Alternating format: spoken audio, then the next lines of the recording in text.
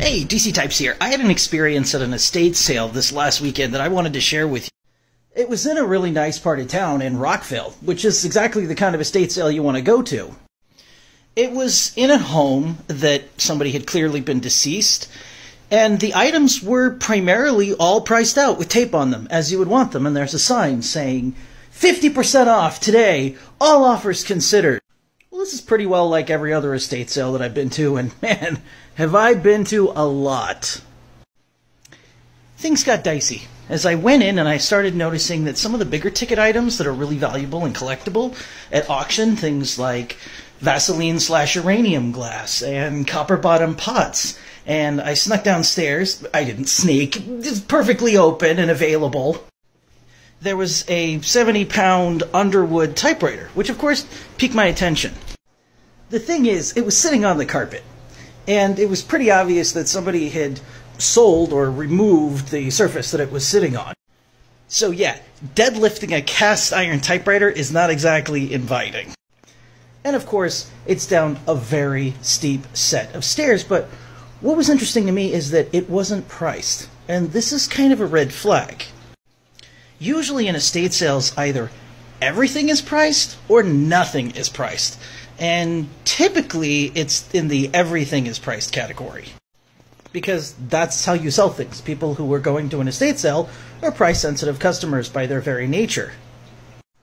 Well, I gave an appropriate lowball cash offer. I didn't know what the terms was, so I go upstairs and I ask this lovely woman sitting there, hey, are you part of the family or are you a business that is conducting the estate sale? And she says, we're a business. Well, I start talking to her about this typewriter and how I'd like to make this cash offer. Well, yeah, it's lowball. And she's like, well, I know it's worth something. You should talk to my husband. So I say what you say. You know, I only deal in portables typically, and part of the problem is that these very old machines, like typically 19-teens to 1920s, are extremely heavy, like we're talking 50-plus pounds, very fragile. Oftentimes they have glass on the side, leaded, jagged glass, that if it breaks, you're in bad shape, and they cannot handle being jostled. They are not designed to be moved or transported in any way, so shipping them isn't feasible. And a lot of the times, people will go online, and they'll go to eBay or Etsy or various other sites and say, you know, they'll see these huge astronomical numbers associated with these typewriters, and they'll be like, oh, it's worth that. And they're forgetting a couple of different things. A, those sellers are paying between 14 and 26% in commission just for selling on that platform, depending on if the item is promoted or not.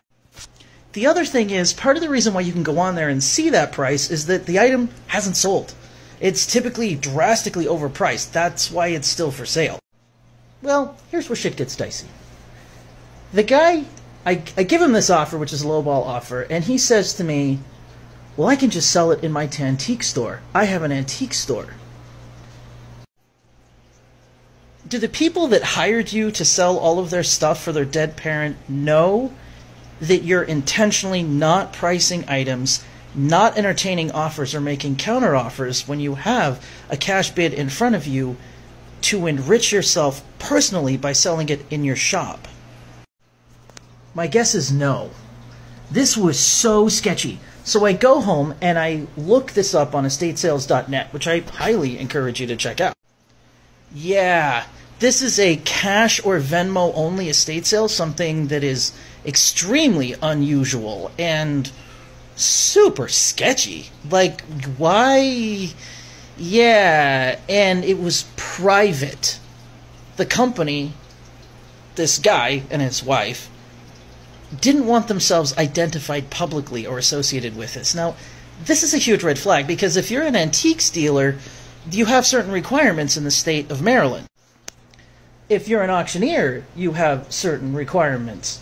If you're selling secondhand material, you have to have it on hand and you have to register it with the police department. This is something I have to do. If I buy something at a non-public sales event, I have to take the serial numbers and notify the police department that I have these and then sit on them for the appropriate amount of time.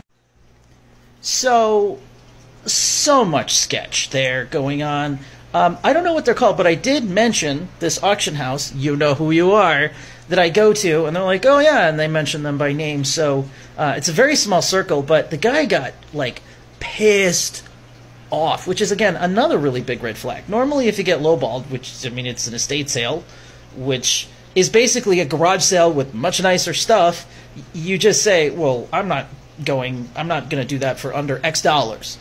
And that's what you do. You're hired by these families to sell and to liquidate these things as quickly as possible. You only have so many days to liquidate it. So having the most collectible items, the most valuable resale items, particularly for online sale, to have those unpriced and then be refusing offers and not making a counteroffer and then concealing the name of your company and only taking Venmo or cash, wow, that is sketchy.